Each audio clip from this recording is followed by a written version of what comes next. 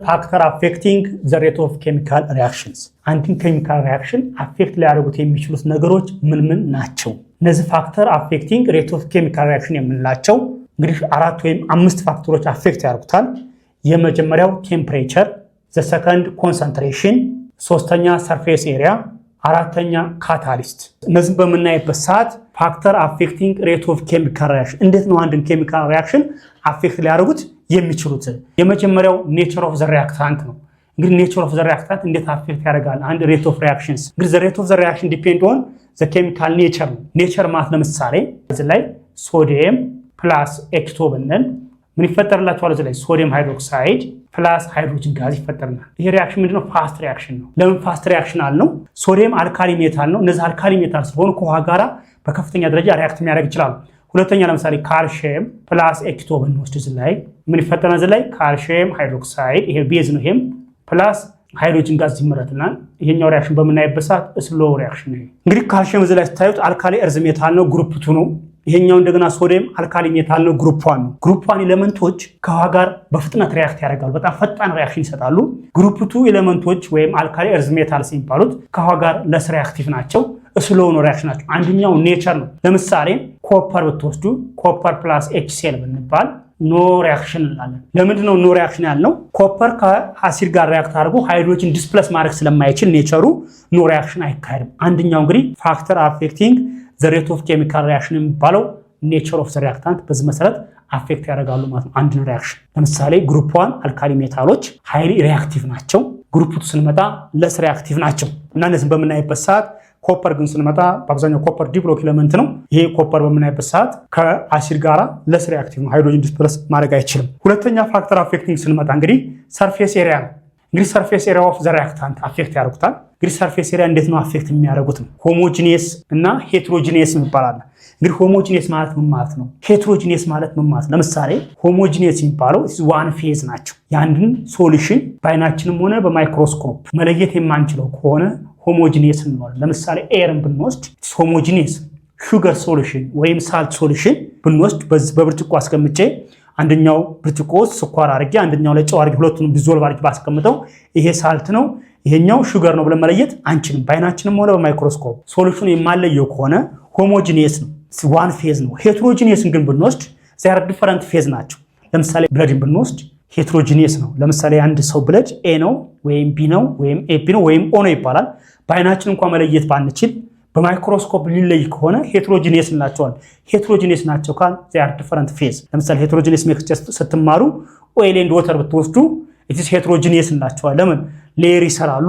እዚህ ላይ ስንመጣ እንግዲህ ሰርፌስ ኤሪያ እንዴት ነው አፌክት የሚያደርጉት አንድ ኬሚካል ሪአክሽን ነው። ለምሳሌ ሆሞጂኒየስ የሚባለው ዋን ፌዝ ሲስተም ሲሆን ነው። ዋን ፌዝ በሚሆንበት ሰዓት ኢስ ሆሞጂኒየስ እንለዋለን። ለምሳሌ ዋን ፌዝ ሲስተም ናቸው ማለት ናይትሮጂን ኢን ዘ ጋዝ ስቴት ፕላስ ሃይድሮጂን ኢን ዘ ጋዝ ስቴት ዘ ጊቭስ አሞኒያ ብንል NH3 ኢን ዘ ጋዝ ስቴት ዚስ አር ሆሞጂኒየስ። ለምን ኢስ ጋዝ ጋዝ ጋዝ ሃዝ ዘ ሴም ፌዝ ዚስ አር ሆሞጂኒየስ ሪአክሽን እንለዋለን። እዚህ ሄትሮጂነስ ላይ ግን ስንመጣ ለምሳሌ ካልሲየም ካርቦን ኢን ዘ ሶሊድ ስቴት they gives calcium oxide it is solid plus carbon dioxide it is gas. These are heterogeneous. ይሄኛው ጋዝ ስቴት ነው፣ ይሄ ሶሊድ ነው፣ ይሄ ሶሊድ they are different phases. ፌዞች በሚለያዩበት ሰዓት heterogeneous ይሆናል ማለት ነው።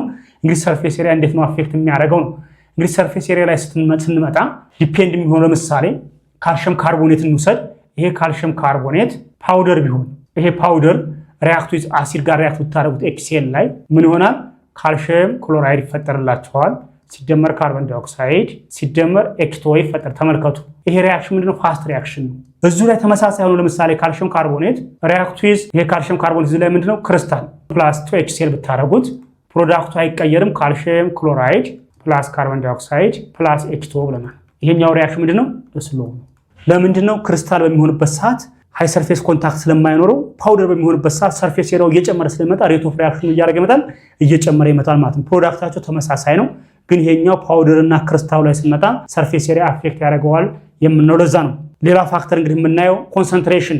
እንዴት ነው ኮንሰንትሬሽን አፌክት ሊያደርገው የሚችለው ነው። እንግዲህ ሶስተኛው ፋክተር አፌክቲንግ ሬት ኦፍ ኬሚካል ሪአክሽን ብንባል ኮንሰንትሬሽን ነው። ኢፍ ዘ ኮንሰንትሬሽን ኦፍ ዘ ሪአክታንት ኢዝ ኢንክሪዝ ዘ ሬት ኦፍ ዘ ሪአክሽን ኢዝ ኦልሶ ኢንክሪዝ። ኮንሰንትሬሽናችሁ እየጨመረ በመጣ ቁጥር ሬት ኦፍ ሪአክሽናችን ምን እያደረገ ይመጣል ማለት ነው? እየጨመረ ይመጣል ማለት ነው። እንግዲህ በዚህ በምናይበት ሰዓት ለምንድን ነው የሚሆነው ብንባል ኢንክሪዚንግ ዘ ኮንሰንትሬሽን ኦፍ ዘ ፕሮዳክት ኦር ሞር ኮንታክት ቢትዊን ዘ ፓርቲክል which are results increasing the rate of the reactions ሬት ኦፍ ሪአክሽኑ እየጨመረ ይመጣል ማለት ነው።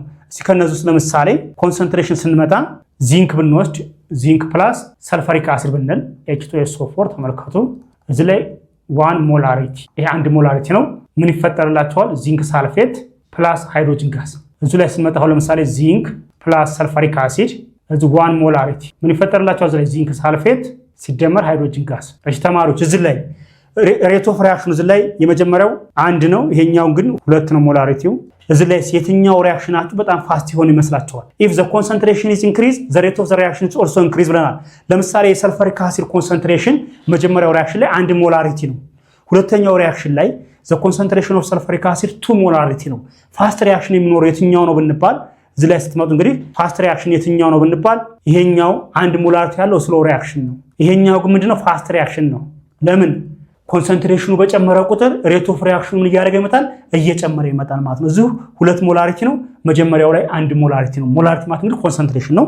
ኮንሰንትሬሽናችን እየጨመረ ሲመጣ ሬት ኦፍ ሪአክሽናችን አብሮ እየጨመረ ይመጣል ማለት ነው።